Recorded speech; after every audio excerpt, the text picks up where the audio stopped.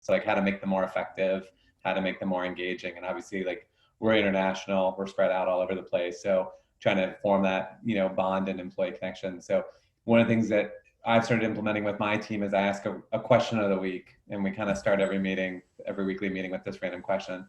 So today's question was, what was your first job and how old were you when you had it? So John, we'll start with you. What was your first job? Well, you could say like mowing lawns, things like that, but I think I actually was a paper boy. I delivered the Columbus Dispatch out of Columbus, Ohio I started when I was in like 3rd or 4th grade, maybe, and did it almost all the way through high school because at the time, newspapers were doing quite well, and they gave a pretty large scholarship if you kept the route until you graduated high school or until about then. So I'm an early riser because of that now. I'm up at 5:15 no matter what I do. All right. Very cool. Ryan, how about you? What was your first job and how old were you? My first W-2 job, which I would call probably my first official job, my uncle hired me at his company to set up warehouses. So they sent me and a bunch of other 18-year-olds at the time up to warehouse to drive forklifts we weren't qualified to drive and use tools we weren't qualified to go build warehouses for him. It was fun. Got paid well, probably more than I should have. But then I had the typical, work for grandpa building his deck or mow lawns. Yeah, no, that's awesome.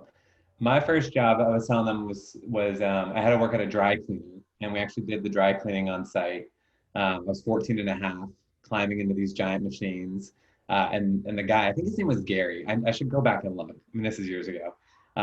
But he was too cheap to run the air conditioner. So like middle of summer, it's like 120, 130 degrees. We used to walk down to the Jersey Mike's in the plaza to like get a breather. And then I remembered like summer ended or something, and I was just like over it because I was getting paid minimum wage. But I was a kid and I didn't want to actually have to confront him. So I actually mailed him a letter saying I quit. Even though I rode my bike to the dry cleaner. It was like not that far at all. So it was just like, I just remember like being like, I'm going to write him a letter. I can't handle it. But then he like called me and was like, you can come get your last paycheck. I was like, thanks.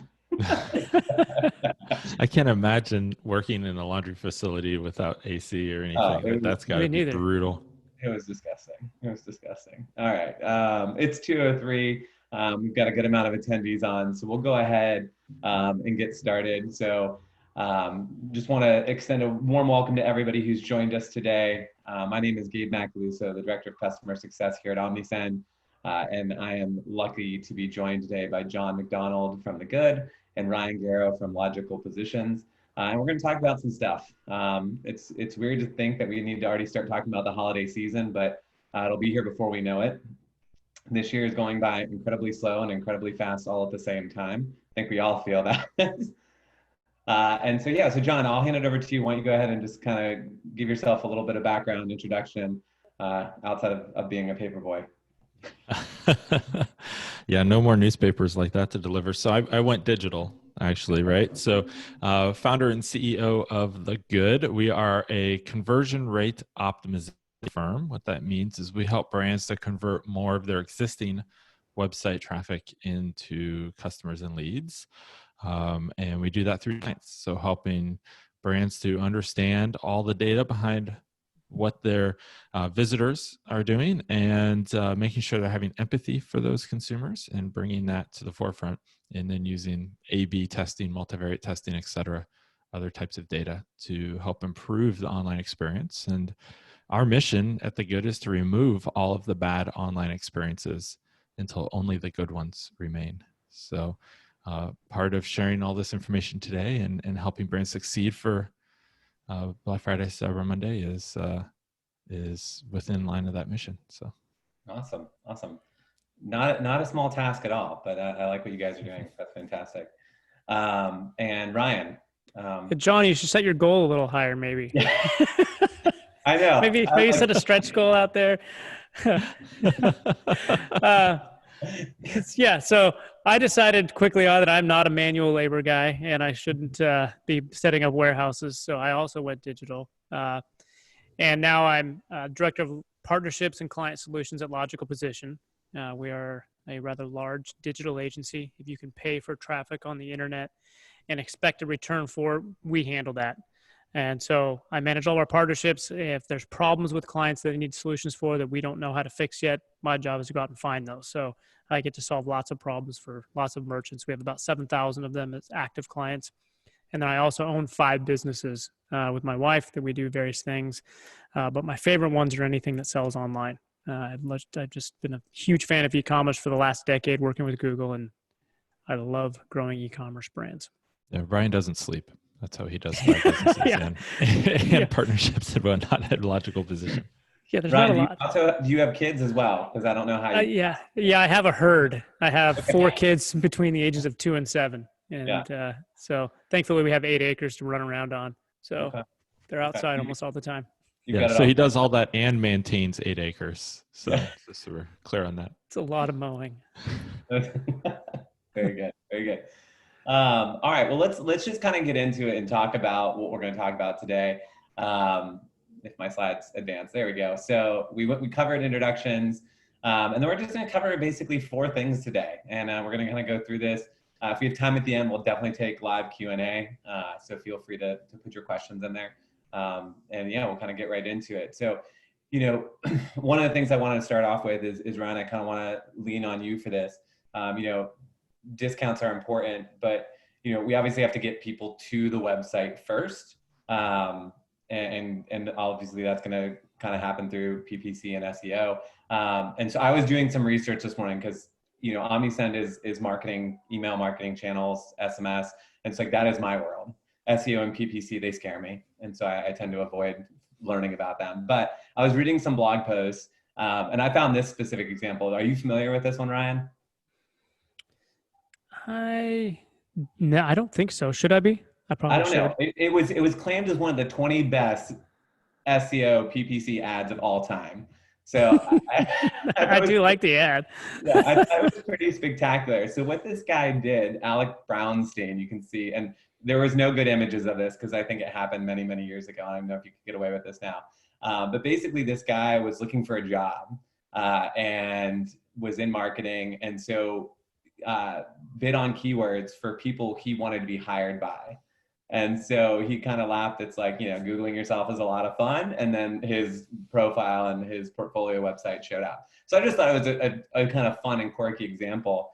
But yeah, just would love to kind of get some sort of like your take on where SEO and PPC and all that stuff kind of falls into place, especially as we go into this holiday season with everything happening in the world. Yeah, this is going to be, unique. We all know it's going to be weird and different. And so if we look at the past to kind of help gauge the future, if you'd asked me 6 months ago, this holiday is probably going to be 20%-ish bigger than last year, just like we've seen that pretty consistently over the last 5 years, that e-commerce in general is growing. We know that. We've been on an upward trajectory as far as an economy goes in the U.S., so people have more money to spend generally over the last few years. And we were trending that way before COVID, and now we've hit COVID. And I actually just wrote an article, I think yesterday, the day before, about we have such a wide swath of potentials for this holiday season still, and we are only 3 months or so away from it. We could be all stuck at home, nobody goes outside, we spend all of our money online, and the economy still does well enough that we're all spending lots of money, and we're up 50 or 60% year over year. We could be kind of in the same place we are now, that we've got some retail open, some retail not open, and we're going to be up 10 to 50% this year. And then maybe the economy goes crazy low and we're still locked down, but people don't have the money to spend, and we're only up maybe 10%. I just don't envision a period where we're down.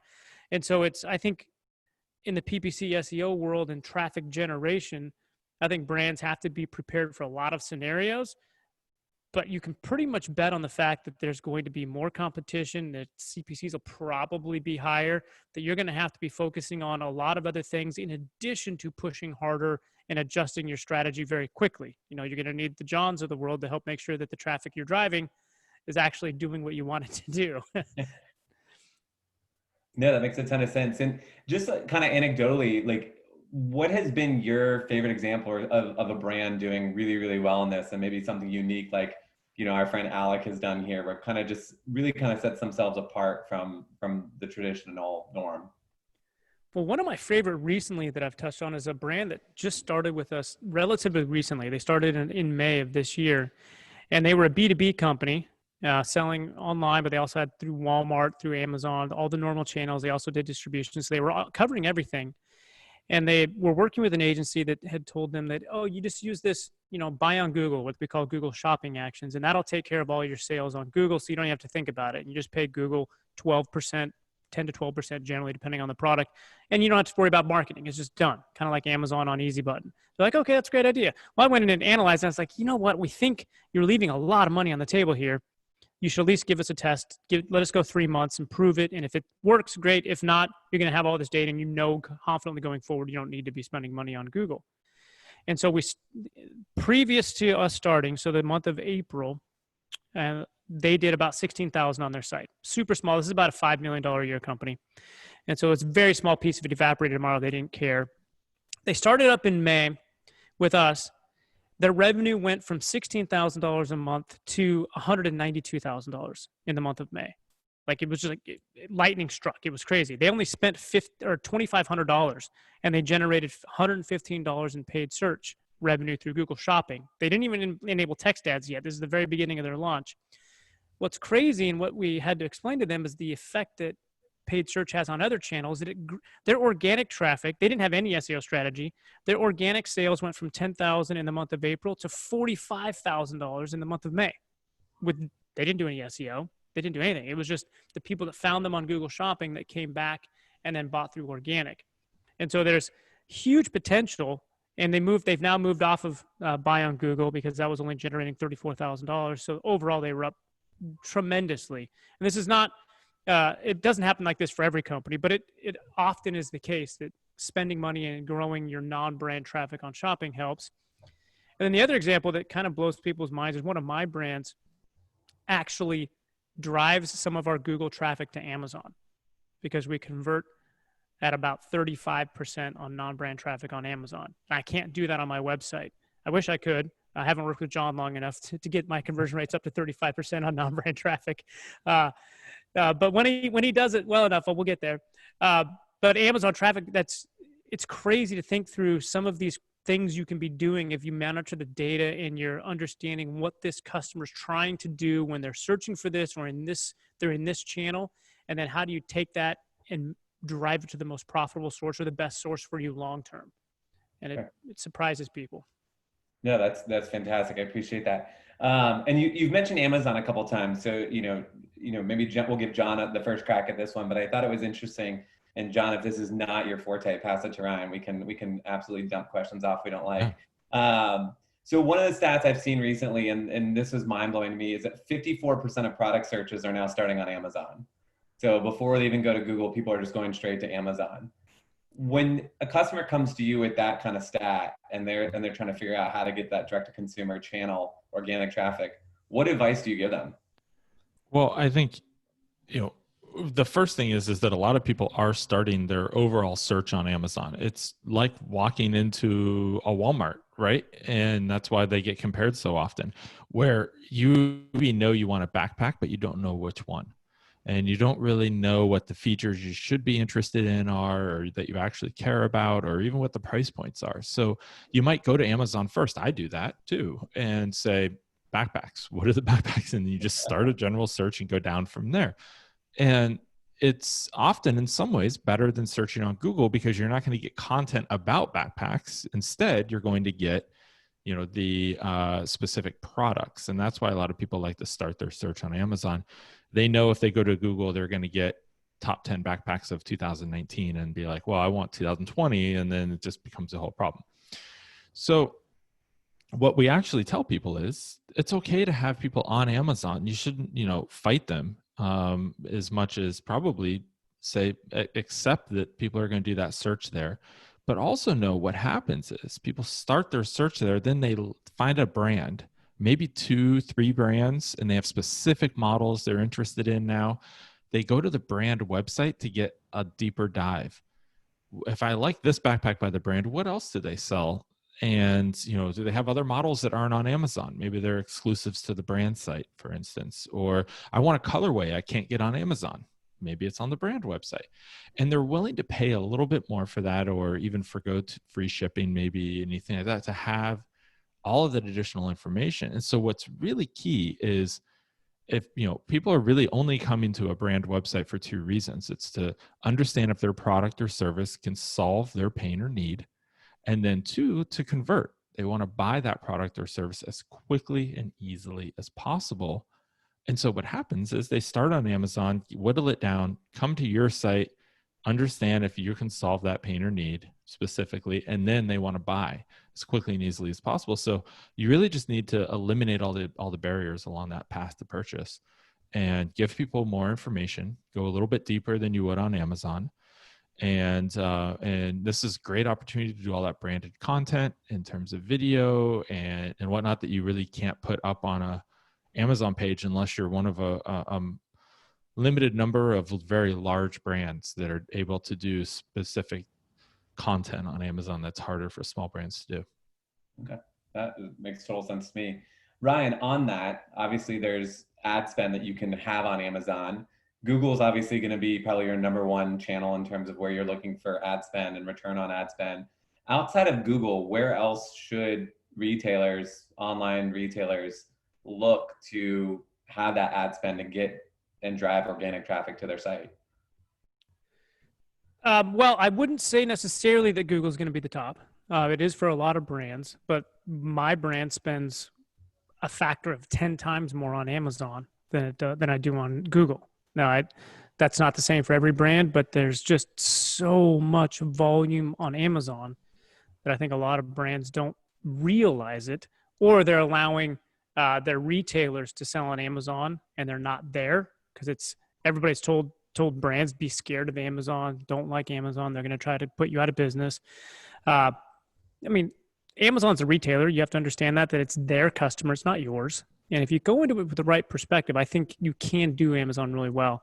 So you have to be looking at it, be aware of it. You should be on social as far as having some ad spend there, because the organic algorithm on Facebook and Instagram doesn't allow for you to show to all of your followers. So you have to pay to be in front of them, but it is a pay-to-play platform. You do need to be, I'm sure you'll touch on it, but I advocate for everybody spending money on email and making sure that you're doing that well. Pinterest, surprisingly, has been doing some good stuff, and the ads there have not been by any means bad. Most people forget about YouTube and are not there, or they're scared of the video content requirements.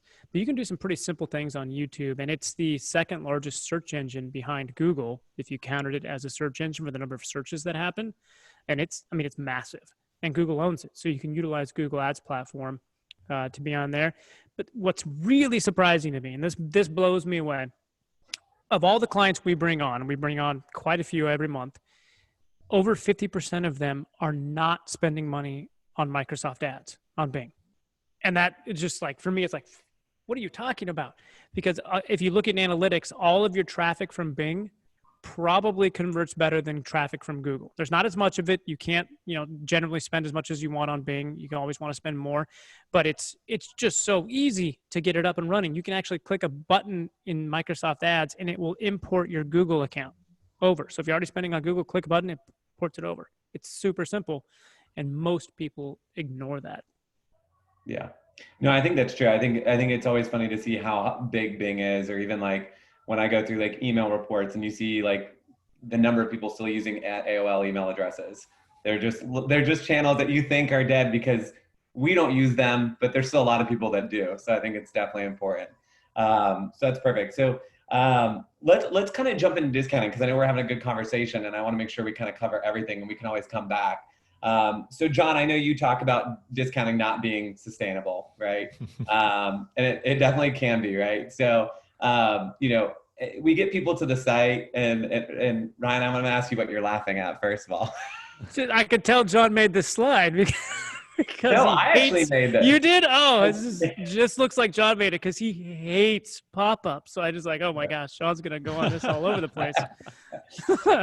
Okay, so Gabe did a good job teeing me up, I guess. He did, evidently. This is like yeah, set for so this is John. good. So no, this is definitely a good thing. And pop-ups are, I feel like, a necessary evil, right? And like, it's definitely one of those things. So John, I want to hear your expertise on this, because from our side, when we're talking about, email marketers and retailers trying to build their list, usually a pop-up sort of everybody's go-to. If we look at gamification, submission rates like 8 to 10%. So when you start looking at unique site traffic and multiplying that by 8 to 10%, people get really excited about how fast their contact list can grow. And there's obviously some different things here in terms of the multiple steps that people want to do in terms of incentive. I love really good emails pop up because I feel like they do a good job of representing a brand voice when they interrupt your shopping experience. So I always tell people, like, have fun with it. So we kind of start on the left with just a simple, they're collecting birthday, they're collecting additional fields. Eloquy is a multiple step process. And then really good emails, which is a fantastic resource for design. But I think they do a good job with brand voice. So John, with that, I'm going to kind of just leave it open-ended in terms of let's hear it. Yeah, well, I think there's two separate issues here, perhaps, that getting combined often in pop-ups, and I think Ryan's laughing because the reality is it's two issues that I harp on quite often is pop-ups and discounting, and most brands will combine the two of them for like the ultimate fail. And so I think what really, let's start with pop-ups and then we can get into the discounting aspect because the pop-ups almost always contain a discount. So the biggest issue of pop-ups is, you said it yourself, it interrupts, right? So as a consumer, you're really trying to do those two tasks I talked about earlier. Understand and do your research if that site can solve your pain or service or pain or problem. And two, if they can, then you want to convert. And this gets in the way of doing both of those tasks, right? So you're not serving the consumer. It's also about having empathy for the consumer coming to your site. If you think about it like a retail store, if you walked into my retail store and I jumped out in front of you with a clipboard and I said, give me your email address. And you're like, I'm just looking around like I just walked into the store. You're probably going to have a negative reaction or turn around and leave. But yet, because we can't see the person on the other side of the screen, we just think it's okay. And we do it online, right? The reality is that, I see a couple of problems with email pop-ups. Are they effective? Yes. Will they collect email addresses? Yes. But let's look at those email addresses. Often it's that secondary email address that's a junk email address. A lot of times when we do user testing on sites, when we first start working with them, we find that people just enter a fake email address or some junk email address because they can't figure out how to close it. Or even worse, brands do what we call negative intent shaming, where they say things like, no, I don't like discounts, or, things of that sort, right? Which is like, why even inject that into your brand, and create negativity there.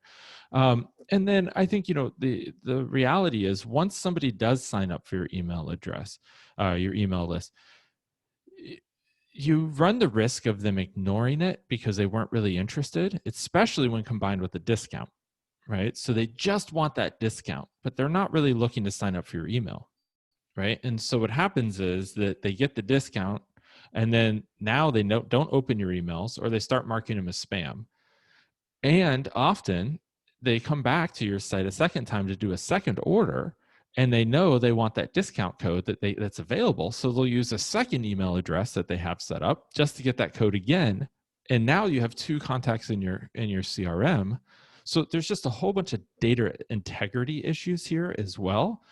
And so I hear from marketers all the time, but they collect the email addresses, they work. And the reality is, yes, but what's the quality of those email addresses? And what is the cost of interrupting that workflow of the person coming to your site? I argue that it's often higher than the return on investment from collecting that up front. Email is a great platform. It should be one of your top, if not your top, converting channels. So I'm not saying don't collect email addresses. Wholeheartedly, you should. I just said there's better ways to do it than to interrupt somebody coming to your site. And I see Catherine asked a question here that she said, I like exit intent pop-ups. And I agree. I think that's a different scenario. You're catching somebody as they leave. And I think there's good ways to do this for sure, but I don't think that it's really a reasonable way to collect email addresses to start marketing at people. So that's the first issue I have with pop-ups. People as well, I'm looking at these like, why do you need my birth date? And you're giving 15, or I think that says 15% off something. You're giving a discount there on the left. You really only need your email address, and the more fields you ask for, more private information like that, the less you are going to collect.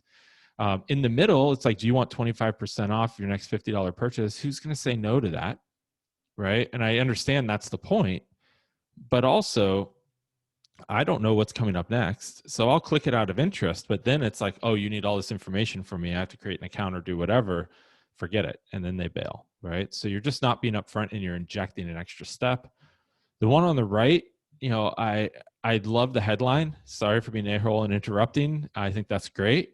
And then it's like, not only that, you're interested in these things. Great. I'll give you my name, my email address, because I might even be on their email list already. But the reality here is it's like, I'm okay with getting emails and having that activity tracked to improve my experience, which is, a bit of an issue for most people, right? I don't want to be tracked. So the language there might be able to be changed. But I think there's two things that should be in every email pop-up. The first is set expectations about what the people are going to get and how often. None of these do that. They just say special orders or, special offers, or, you may like our curated stuff. It doesn't tell you what you're actually going to get and how often. Right. So what am I signing up for? And the second is, you do need a privacy statement. I wouldn't make it a checkbox like they have in this one email. Maybe there's some GDPR or other regulations there. But what I would say is, you do need to say that you're not going to sell the email address and let people know what they actually are going to do. So, and then we can talk about discounting as well, but. Yeah. And I mean, I think that's an interesting point. And obviously, like,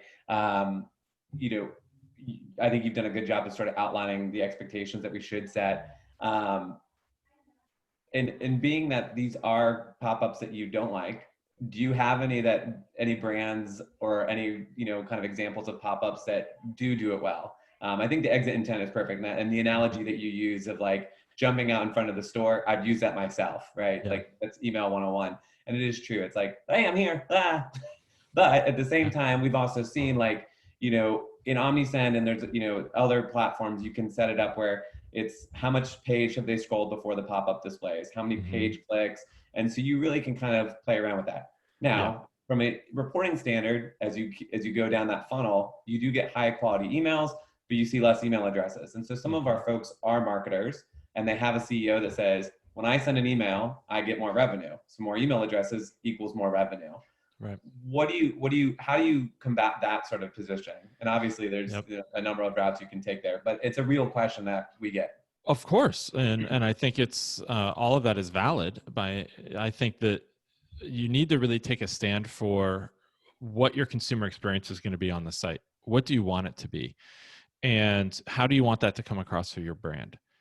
And are you looking for those customers who are the quick hit, do a discount, and, or are you looking to maintain your margins and have a great customer lifetime value and grow your business sustainably? Or often the questions that I like to see around that. Now, look, I would stick with exit intent if I'm going to do pop-ups. Anything else, really the best converting forms, as you said, the highest quality ones that are really going to drive revenue when you send those emails, are going to be ones that are baked into the page content. So put a form on the homepage, put it in a footer. It should be in every page in the footer. That's where people who really want to stay in touch are going to go. So if somebody filled out a footer email sign-up form, then you know that they're going to turn into revenue. There's certain things like that we know and have tracked for 11 years now that we know make a big difference. So agree. It should be your highest converting channel. When you send an email, it should be like ringing up the cash register. And if it's not, you have bigger issues. But it's just a matter of how you are going about collecting those, in my point of view. Agreed, 100%. And just make sure if you put your email sign up in your footer, you don't have infinite scroll, because that's a nice feature to have. Just make sure you move that email sign up to the header so people don't have to scroll and scroll and scroll. That's perfect. Ryan, obviously you have several brands that you work with and your own brands. What do you find is the most effective strategy for capturing email addresses? Wheelio. Wheelio. No, just kidding. That's John's favorite. Don't use that one. Thanks, Ryan. Honestly, I only want customer emails, and I use loyalty, and people talk a lot about gamification, and I think gamification has gone a little too extreme to try to capture the customer, whereas like Starbucks, who really created what we think of as gamification, it's only after you buy or you sign up for a loyalty program that the gamification comes into play. And so I think it's wait until you like my brand that I really want to interact with you. Like once you try it, you're going to love me. Like you're going to like my emails. You're going to like my products. I only will work with, my own brands are going to have lifetime value. Like I won't play in a space that doesn't have lifetime value personally. There's times and spaces for it, but I personally like the lifetime value. And that comes through email and loyalty programs. And so I only want to email people that have tried my brand and get there. Like there's too many other channels I know how to work well enough that I'm not willing to buy random emails or give things away when I just don't need to. Mm-hmm. I get really aggressive on my marketing, by the way. Like you will probably a more aggressive business owner. Like I want to light my competitors on fire, burn them to the ground, salt the earth behind me. That's how I approach most of my marketing. And even then, it's like I can do so many other things to get customers that discounts for emails is, I've been working with John long enough too. It's just not where I'm at yet. Sure. Someday when maybe that'll happen. But at the end of the day, it's like, no, buy my product. You will love my email. My email list will print disgusting amounts of money. Right. No, and I agree with you. And I'm glad you brought up Starbucks because that's one example I always kind of use when I talk to customers. And obviously, when someone signs up with an email, you want to put them through a nurturing campaign. So whether it's they sign up in the footer and the journey that person goes through is a much different journey than someone who signs up when they make their first purchase, right? Because you've got a lead and you've got a customer, and dealing with those is two very different journeys. So this kind of talks into Shannon's question where she said, how to collect contact information. And Starbucks, I think, does by far the best job of this because everyone wants their free birthday coffee. If Starbucks sends an email tomorrow that says, hey, we still want to give you your birthday coffee, but we need to know that your neighbor's dog's tail length. You better believe there's going to be people outside measuring their neighbor's dog tail because they want their free coffee, right? It's not a discount. It's a small little gift. It's creating customer experience for them, and it's joining in a celebration. So I think that's an effective way to collect that additional information if they haven't made a purchase. Because you can segment all of those. And I think that does tie in well to a lot of what John talks about with it's not bad to utilize, I would say, use it kind of as a discount, but it's like more of a BOGO, or if you spend this, there's a free gift with purchase. And I think that can generally go a longer way to keeping your brand away from the like once you become TJ Maxx or Marshalls, or Michael's is the best. Like my wife sends me to Michael's to pick stuff up for her. There is not a scenario in which she's not getting 50 or 60% off of whatever she purchases. It just doesn't happen. Right. And I think they've driven themselves into a discount brand so far. They are never getting out of that. Like their retail price is not what's on the sticker. It's probably 40% below that. And it limits what they can do online. Like if you are priced at $100, knowing that everybody else is selling it at $60, but you can't sell at $60 because everybody expects 40% off, you can't compete head to head on Google Shopping because your price point is going to be at $100 on Google Shopping, even though you have a site discount of 40%. Yeah. Once a discount brand, or once a consumer comes in as a discount customer, you're forever a discount brand in the eyes of that consumer. I mean, like you said, no, your wife is never going to buy something at Michael's and pay retail because she knows there's a coupon code out there. Bed Bath & Beyond, same thing. Like, that you could just ask the person at the register.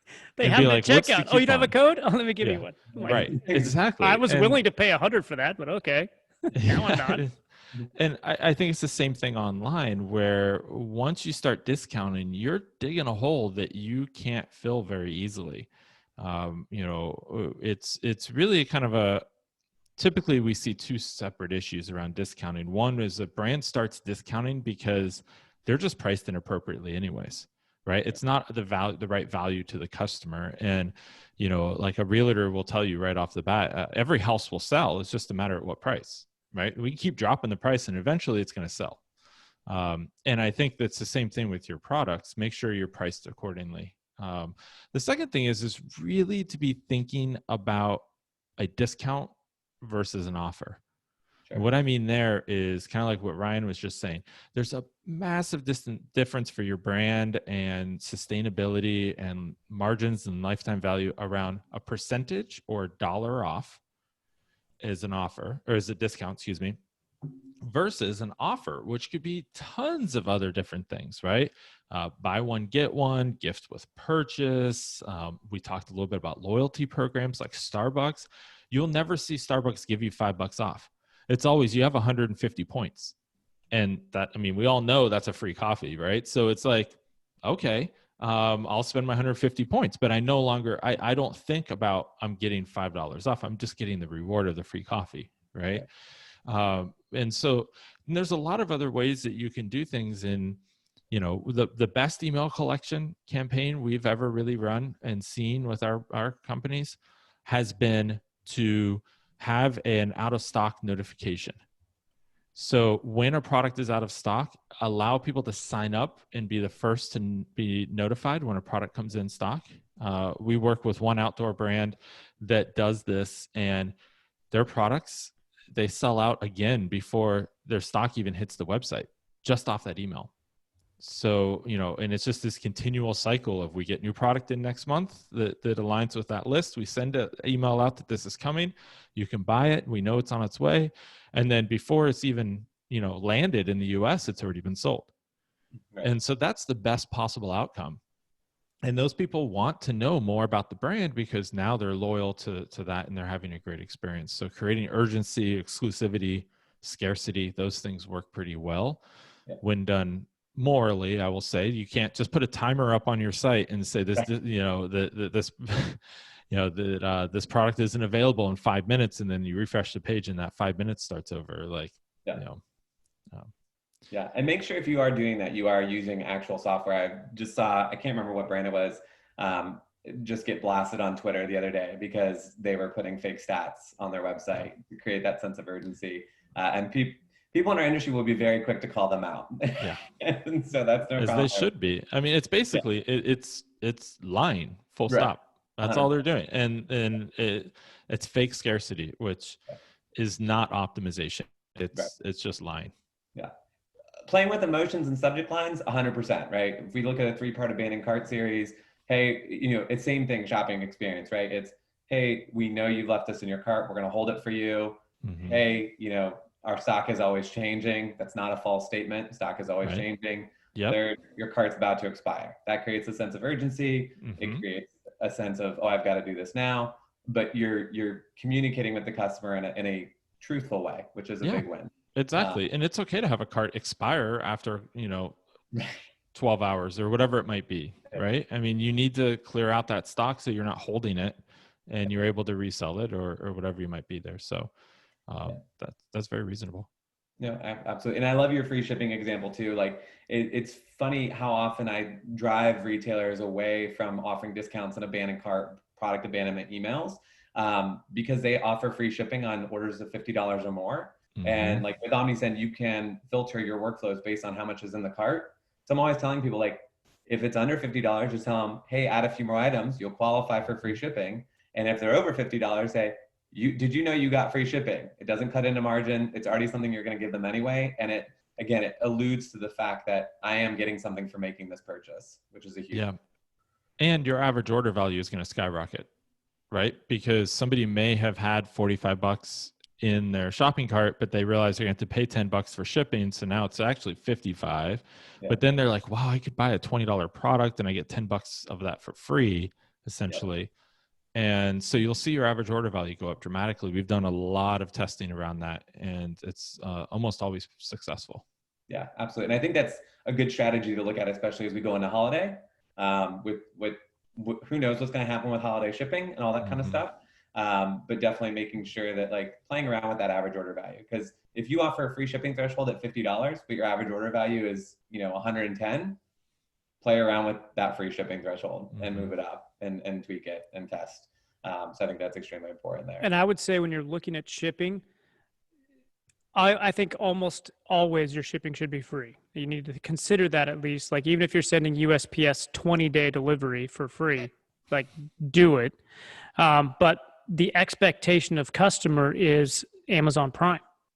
I mean, with over 54% of all sales on the internet happen on Amazon, like that is an astronomical amount of sales. Astronomical. Almost all of them are getting 2-day delivery, 1-day delivery in some cases. So our expectations have gone from, it's going to take 7 days to get to my house from you. I'm going to go look at Amazon. And if you're on Amazon or a retailer's there and I'm going to get it in 2 days, guess where I'm going to get the sale? And guess who has my email and customer information? Amazon does. Yeah. And so as a retailer going into this holiday season, be aware of that, but also know that Google just released a free and fast program.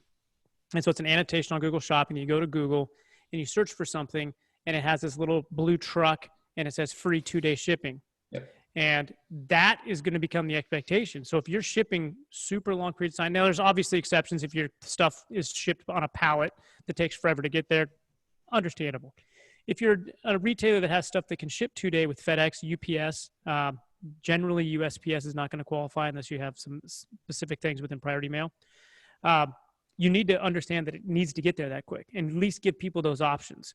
And so for my brand, we're going to start testing this because I ship everything free across the site. I'm like $14.95 for all my products.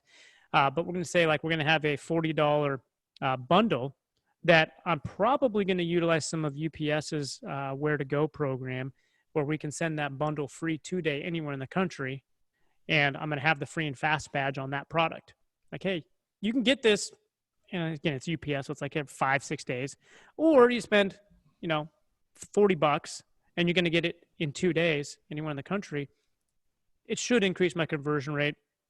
I'm kind of giving a discount, so John can come back to me on that. But I'm doing a bundle, so it's one SKU where you're picking and choosing 3 things. And that's a valid offer. That's an offer. It's not a discount in the eyes of the consumer, right? Because you're not saying, I will, if you buy this, you're going to get your $5 off. No, you buy all of these together and you get the savings of doing that, which is an offer. You're bundling, which I highly recommend. It works extremely well for increasing average order value.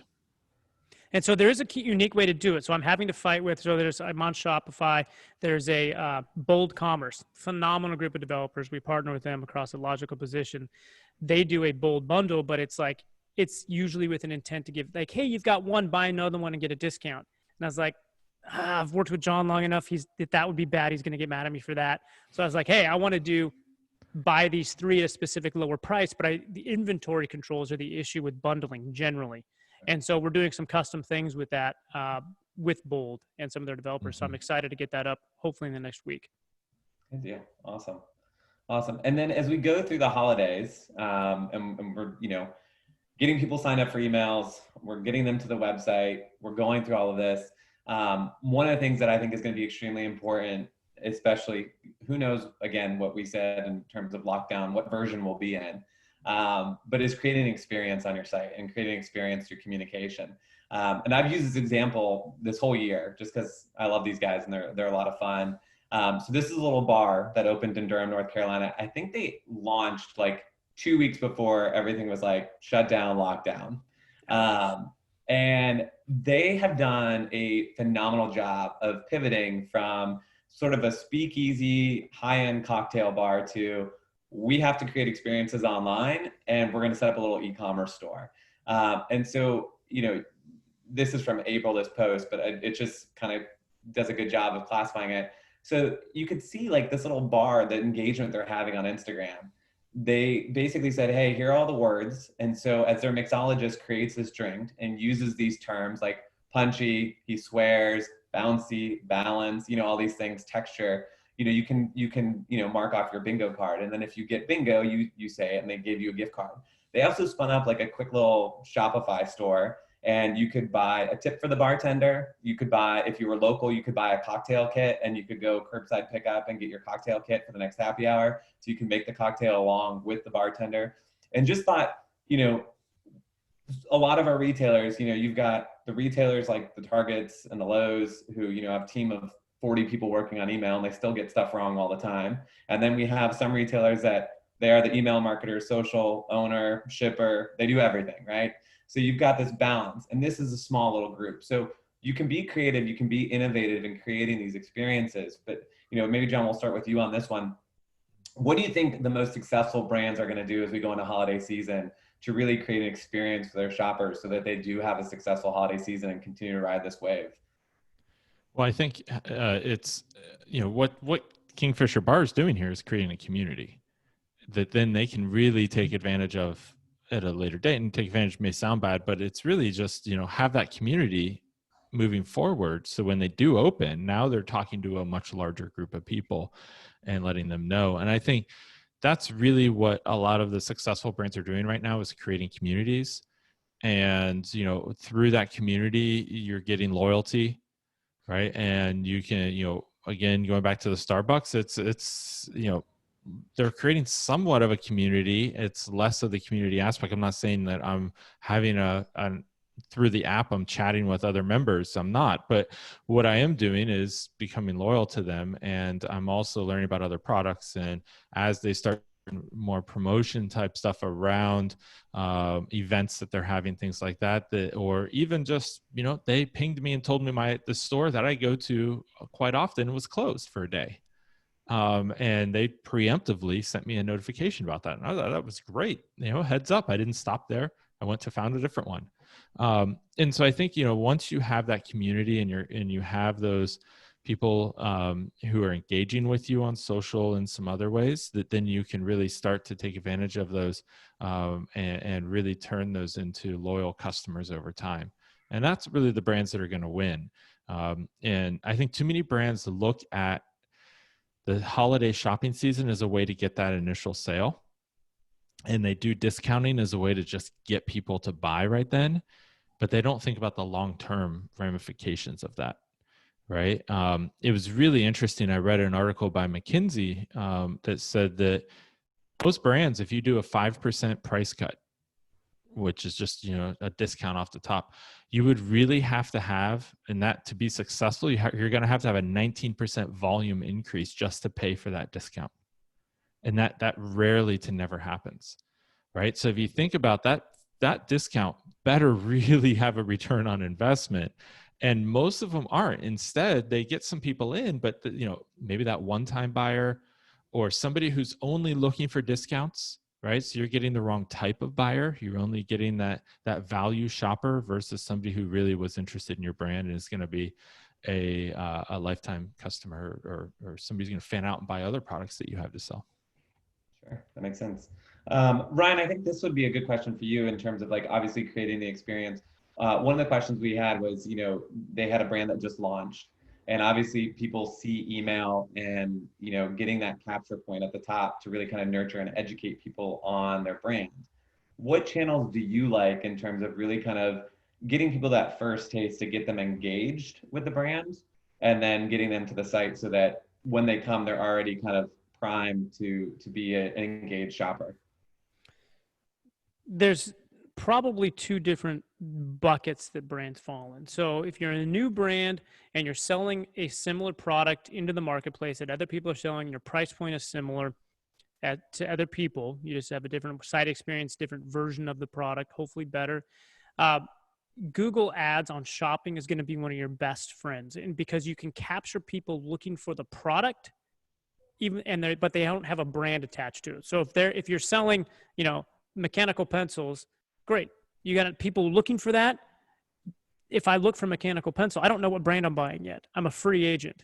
And that's where you can be aggressive and get that customer. And that's where, if you don't make a money on the first order, if on this mechanical pencil, guess what? I use a bunch of lead. I buy lead all the time.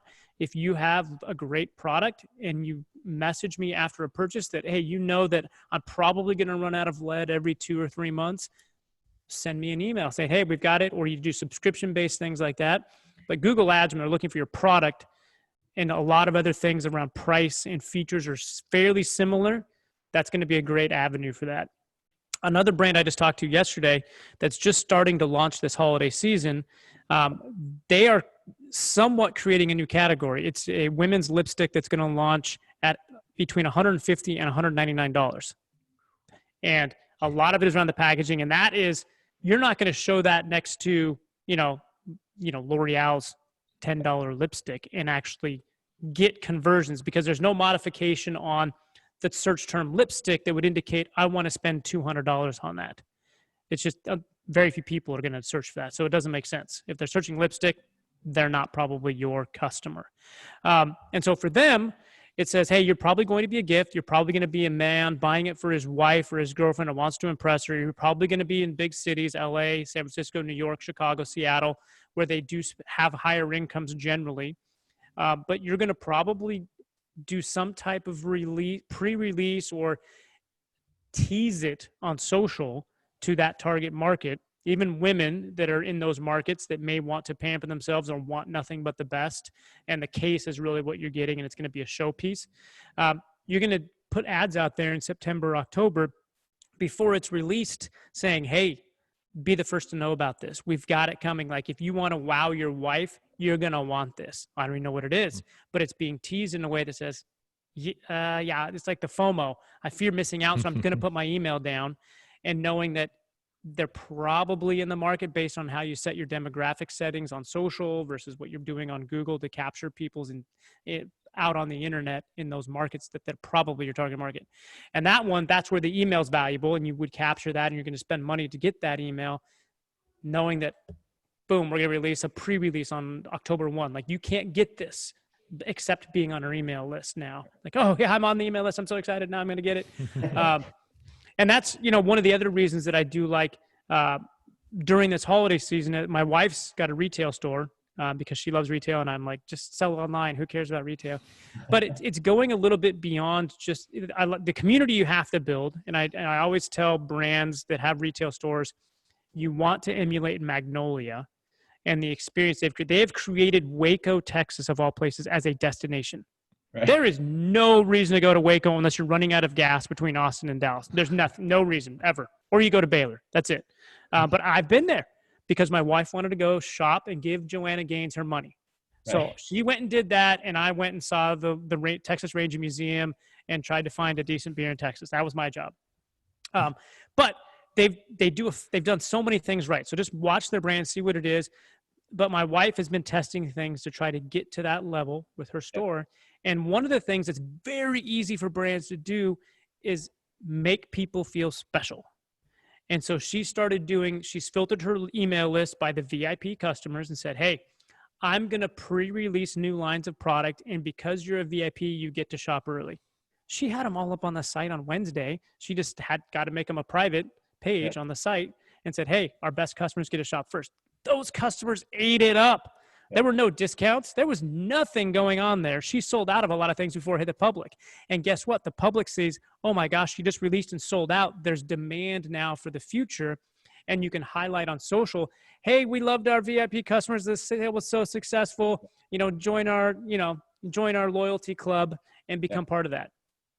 Phenomenal way to get customers and build up demand without any discount. Pre-selling products before you even get them. Oh, what kind of retailer doesn't want to do that? Like, hey, I know I'm going to sell these because I have all these people that are pent up demand, and like they lost it last time. So you can pre-buy it or put a reservation down for it. It's like one of the things was a little fake fig tree. I was like, that's going to be stupid. Who wants a fake fig tree? I sell organic fertilizer. I like live fig trees. Turns out fig trees are terrible to keep alive, and nobody wants a real one because they die all the time, unless you use my Joyful Dirt. And so, but she sells a ton of them. Like, just pre-sell them. You could buy 100 of them. She's like, oh, I don't want to be risky. And I'm like, sell them before you even order them. You already got the money. That's the easiest retail sale. Sure. Sure. And I think you kind of hit the nail on the head there. I think in creating these experiences, the most important thing is you have to be authentic. And I think that's what Chip and Joanna Gaines have done so well with the Magnolia brand, is that they are really good, authentic storytellers. And they've done that. And like, we see like the influencers on Instagram and all that kind of stuff. And you can tell when it's like, you're just doing this because you're getting paid. Like, this is not really going to drive my sale. But the story that you can tell and that authenticity, I think, is extremely important, especially, as you go into holidays and that kind of stuff. But also just having that brand voice align with that. So I think, in the lipstick stuff, you kind of handled it right. Like, this is a special gift for the person in your life.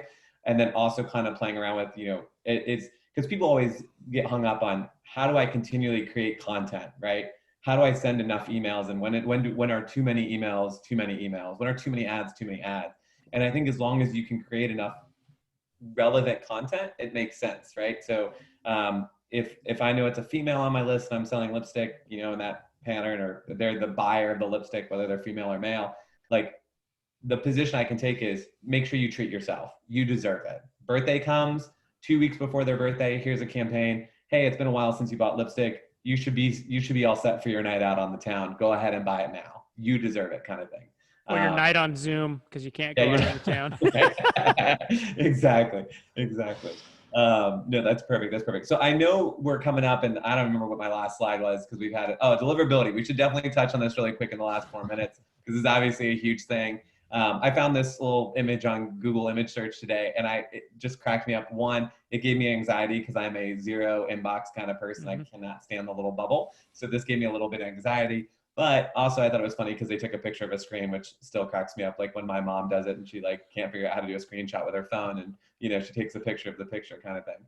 But deliverability is all about engagement, right? So that's going to be the biggest takeaway in terms of deliverability. And John, you guys have kind of hammered it home today. Is like, good quality emails and collecting email addresses in a smart, efficient, correct way is going to get you to the inbox every time. I've worked with brands that, you would not want to you'd be embarrassed to look at, but their open rates are 40, 50%. And they use everything in the subject lines you shouldn't use. But because Google and Hotmail and those ISPs see that people open those emails, they click those emails, they don't move them to junk, they don't mark them to spam, and Gmail's okay with it. It really doesn't matter the content of the message, as long as you have a good critical audience. Everybody's going to be over the board on terms of open rates. We kind of tell our clients like 15% is a good benchmark. I have brands that, are consistently sending to 40, 50,000 contacts, and they're getting 40 and 50% open rates. So you just have to ask yourself, why do I keep calling this person? If you break up with your boyfriend or girlfriend and you've called them 30 times and they still haven't picked up, do you really call them 31 times? Or like at that point, it's like, okay, yeah, we should cut and run. But yeah, so definitely wanted to cover that deliverability piece of it. And there's a couple of questions, but I want to make sure, John and Ryan, I've really appreciated the conversation that we have today, and I want to be respectful of people's times. So I want to give you guys an opportunity just to have any parting words. So John, we'll start with you. If you have any last minute holiday deliverability discounting advice. Yeah. Anything you can do to avoid a straight dollar or percentage off discount and be thinking about what offers you can have will really help you coming out of holiday season. And you won't bring in the new customers who are going to be preconditioned to getting a discount from your brand. And so highly recommend that. And just, if you have any questions about this, feel free to just email me. I read and try to respond to every email. It's just John, Jon, @thegood.com. And I'd be happy to answer any additional questions. Awesome. Thank you, John. How about you, Ryan? I would say you need to get more aggressive. Most business owners and brands are not aggressive enough in capturing market share, and they don't understand how marketing online works from a P&L perspective. So I have this conversation constantly, but Google Ads is not a normal P&L item. You can spend $100,000 next week as long as you bring in $100,000 of profit from those ads. It doesn't hit your P&L. You have to be able to fulfill the product. There's obviously other things going on, and as a business owner, I understand those. But there's so much opportunity to scale, and so many people enter the holidays saying, well, our budget, 50 grand, don't spend a dime more. When if there's room to push, like that needs to be a flexible budget, and you need to be able to separate brand and non-brand. So when we talked about that pencil, if they're looking for a mechanical pencil, that's non-brand, they don't know you yet, get as many of those as you can at break even. And then you will watch your organic traffic increase. Your profit will come there. Your brand terms will increase. It becomes really fun, but don't pigeonhole yourself by just saying, I have this fixed budget and I'm not going to go, or I'm going to set, if Google Ads doesn't produce a profit, I'm going to be so angry. Like it doesn't need to. You've got that lifetime value if you've got a well-run email campaign that you can just, your email is where you're going to print money. And I've gotten in trouble with this, so don't put this out on the internet all over. But I use a lot of my internet marketing to collect email addresses, and I collect it from customers. And so that's what I look at my acquisition marketing for. It's an email collector at the end of the day. Like I want to get product out the door. My vendors will like me because I'm spending more, buying more product from them. But at the end of the day, I really want an email from somebody that already knows my brand, because I know those emails are going to print money all year long. And so the more people I can get through my acquisition marketing, be that social, Google, Microsoft, Bing, the long-term growth of my brand is going to be hockey stick looking, not flat line. Agreed 100%. Thank you so much, Ryan. I appreciate that. And yeah, I mean, my parting words would just be start thinking about holiday sending now. It's never too early to start thinking about it, thinking about the content and the creative that you want to have for there, getting yourself ramped up. So if you expect to send, 8 emails over the holiday weekend and you haven't sent an email in the last 3 months, now's a good time to start increasing that cadence so people recognize your brand in the inbox. They start becoming familiar with your brand again if you're on their email list, and it also helps you clean up. So definitely appreciate the time, guys, today. And there was a lot of topics we didn't get to cover today. So I really appreciate the fruitful conversation. Ryan and John have put their email addresses in the chat box. Any of the outstanding questions, we'll definitely make sure that we get answers to those. So we'll follow up with those participants via directly, or we'll put together something when the recording goes out that will answer all those questions. I'm Gabe at omnisend.com, so feel free to email me with any email questions or SMS questions. And John, you have anything else to say? You look like you're on the edge of your seat, ready to go. So no. I just want to make sure. I was waiting for Ryan to. I'm trying to figure out how I'm going to send Ryan a live fig tree. Hey, I have joyful dirt. I can keep them alive. It's just the majority of the people that plant it, they're finicky, and fake ones are better for most people. I'm just going to put a return label on it that says it's from Waco, Texas, and then I know you'll open it. Hey, I'll go there. I'll be dragged there again. I guarantee it. I have a fantastic nursery client. We'll get you a fig tree. We'll figure something out. So, all right. Thank you, guys. Thanks for all the attendees coming today. We so appreciate everyone joining us. There will be a recording of our full conversation. And no, I really appreciate it. And we might have to just do this again because it was a fun conversation today, guys. Awesome. Thanks, Gabe. Thanks for having me. Thanks, John.